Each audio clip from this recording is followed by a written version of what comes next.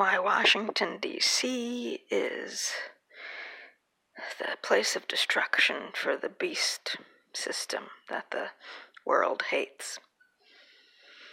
From Revelation chapter 17.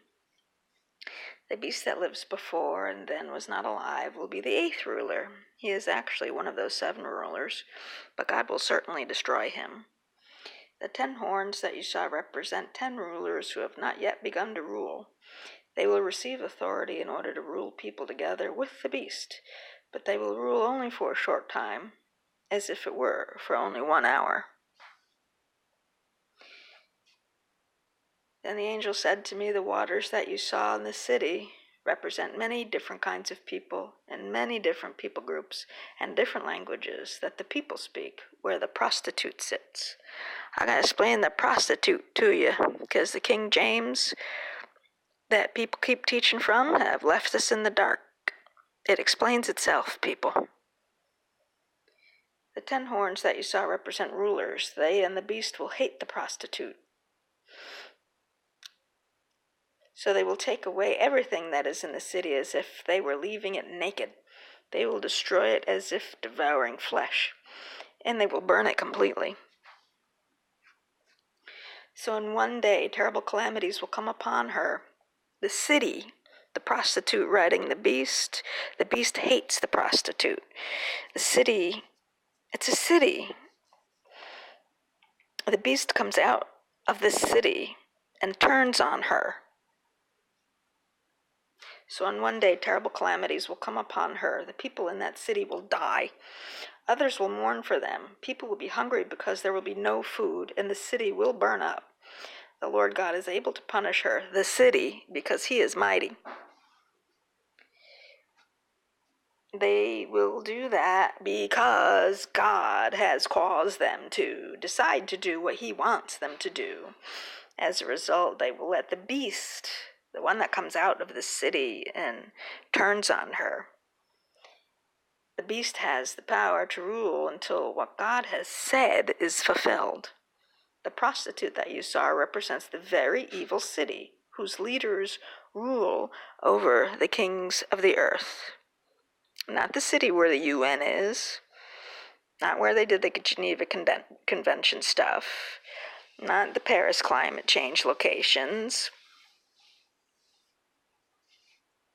The prostitute, the emblem of a nation, the representation of a nation. United States of America. Countries are considered feminine. Cities are considered feminine in the eyes of the Lord. This is how he describes things. Why are they feminine and not masculine? They are in subjugation to the King of Kings. The king is the ultimate alpha male. Everyone bends their knee to him, so everyone else by default is a queen. As a result, the very large city split into 3 parts. God also destroyed the cities in the other nations. God did not forget that the people of Babylon had sinned very much, so he made them drink a cup of wine that made them suffer because he was angry with them. March 22nd, in a supernatural experience, reading my contract with King Jesus, I drank a cup of wine. That might not have been a very good thing for me.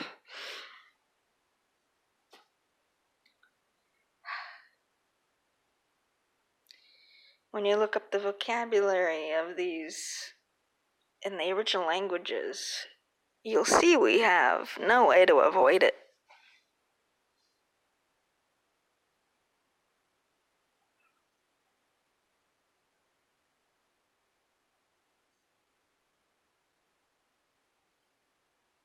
The great city.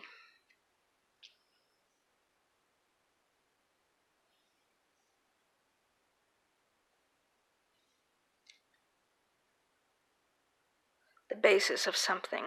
The basis of something, like in the military, when they're teaching you to march, you lead with your left and everybody steps off in the correct fashion in unison.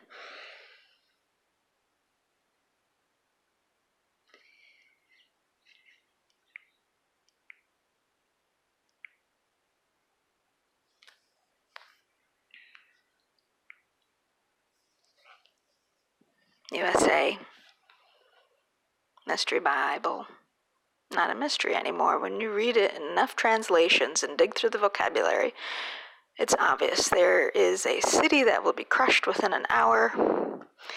It's a city where a leader arises out of it and turns on her and then fights against her who hates her. The city that represents a government that is about to be crushed. Washington, D.C., watch out.